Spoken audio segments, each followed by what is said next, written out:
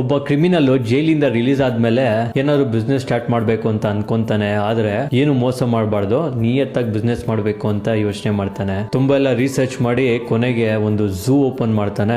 ಆ ಝೂಗೆ entry fees ಬಂದು 1000 ರೂಪಾಯಿ ಮಡಗ್ತಾನೆ. ಯಾರೊಬ್ರು ಕೂಡ ಆ ಝೂ ಬರೋದೇ ಇಲ್ಲ. ತಿರ್ಗಾ ಸ್ವಲ್ಪ ದಿನ ಆದ್ಮೇಲೆ ಟಿಕೆಟ್ ಪ್ರೈಸ್ ಬಂದು 500 ರೂಪಾಯಿಗೆ ಇಳಿಸ್ತಾನೆ. ಆಗ್ಲೂ ಕೂಡ ಯಾರು ಬರಲ್ಲ. ಕೊನೆಗೆ ಝೂ ಎಂಟ್ರಿನ ಫ್ರೀ ಮಾಡ್ಬಿಡ್ತಾನೆ, ಆಗ್ಲಾದ್ರೂ ಯಾರಾದ್ರೂ ಬರ್ಲಿ ಅಂತ. ಆಗ ಅಲ್ಲಿರೋಂಥವ್ರು ಎಲ್ಲರೂ ಬರ್ತಾರೆ ಝೂಗೆ. ಆ ಕ್ರಿಮಿನಲ್ ವ್ಯಕ್ತಿ ಆಚೆಗಡೆಯಿಂದ ಝೂಗೆ ಬೀಗ ಹಾಕ್ತಾನೆ, ಒಳಗಡೆ ಒಂದು ಸಿಂಹನ ಫ್ರೀ ಆಗಿ ಬಿಟ್ಬಿಡ್ತಾನೆ. ಝೂ ಅಲ್ಲಿ ಇರುವಂತವ್ರೆಲ್ಲರೂ ಗಾಬರಿಯಾಗಿ ಭಯ ಪಡ್ತಾರೆ, ಆಚೆ ಹೋಗ್ಬೇಕು ಅಂತಾರೆ. ಆಗ ಆ ವ್ಯಕ್ತಿ ನೀವೇನಾದ್ರು ಆಚೆ ಹೋಗ್ಬೇಕು ಅಂತ ಅಂದ್ರೆ 2000 ರೂಪಾಯಿ ಕೊಡ್ಬೇಕು ಅಂತ ಟಿಕೆಟ್ ಮಡಗ್ತಾನೆ. ಸೊ ಈ ಸ್ಟೋರಿಗೆ ಸೋಷಿಯಲ್ ಮೀಡಿಯಾ ಬಂದು ಬಿಗ್ಗೆಸ್ಟ್ ಎಕ್ಸಾಂಪಲ್. ಅವರೆಲ್ಲ ನಿಮ್ಗೆ ಫ್ರೀ ಆಗಿ ಕೊಡ್ತಿದ್ದಾರೆ, ಫ್ರೀ ಆಗಿ ಸ್ಕ್ರೋಲ್ ಮಾಡಬಹುದು, ಯೂಟ್ಯೂಬ್ ಅಲ್ಲಿ ಫ್ರೀ ಆಗಿ ನೋಡಬಹುದು, ಇನ್ಸ್ಟಾಗ್ರಾಮ್ ಕೂಡ ಫ್ರೀ ಆಗಿ ಯೂಸ್ ಮಾಡಬಹುದು. ಆದ್ರೆ ಅವರು ನಿಮ್ಮ ಸಮಯನ ಖರೀದಿ ಮಾಡ್ತಿದ್ದಾರೆ. ನಿಮ್ಮ ಸಮಯಕ್ಕೆ ಬೆಲೆನೆ ಕಟ್ಟಕ್ಕಾಗಲ್ಲ. ಅದನ್ನೆಲ್ಲ ಅವರು ಫ್ರೀ ಆಗಿ ತಗೊಂತಿದ್ದಾರೆ.